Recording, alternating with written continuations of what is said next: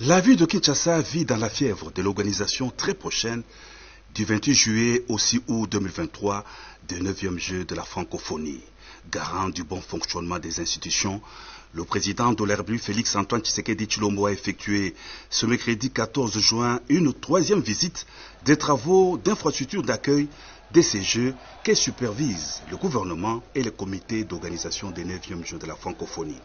Au stade de Martyrs, les ouvrages de différentes disciplines sportives seront livrés à la fin du mois de juin en cours, rassure Joseph Adjami, ingénieur, directeur responsable des travaux à la Compagnie Générale des Constructions. Nous sommes plus qu'à la fin. On peut, disons, à la fin de ces mois-là, on peut mettre les clés à la main. Aucun de retard, aucun de problème technique. On va visiter, on peut voir les parquets sur place, les chaises sont là, et les climatisations, et les VIP, et le carreau, et les fenêtres. Même on peut regarder derrière moi, la façade du bâtiment, tout ça prête. Aucun de problème.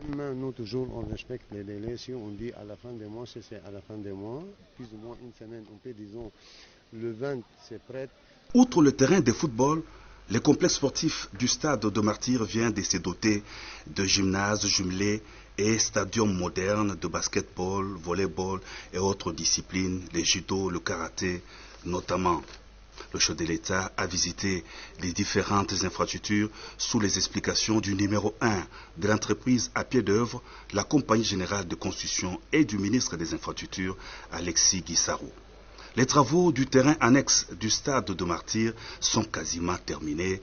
Le chef de l'État s'est assis sur une chaise pour s'assurer du confort des sièges de la tribune du terrain annexe.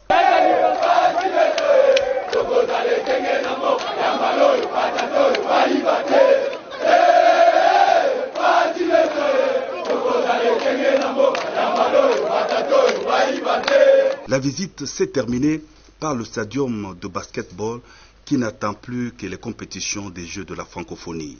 Outre le basketball, le stadium pourra aussi accueillir les rencontres de tennis.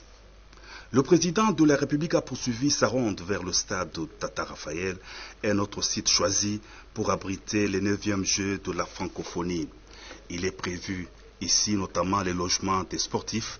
Le chef de l'État a tenu aussi à s'assurer de l'évolution des travaux de l'aire de jeu du stade Tata Raphaël, ce terrain mythique qui avait accueilli le combat Mohamed Ali, Georges Foreman. La visite s'est allongée vers les tribunes, surplombant le terrain de football, les vestiaires et la salle omnisport. Le président de la République a donné des instructions précises concernant la remise des ouvrages dans les délais contractuels impartis.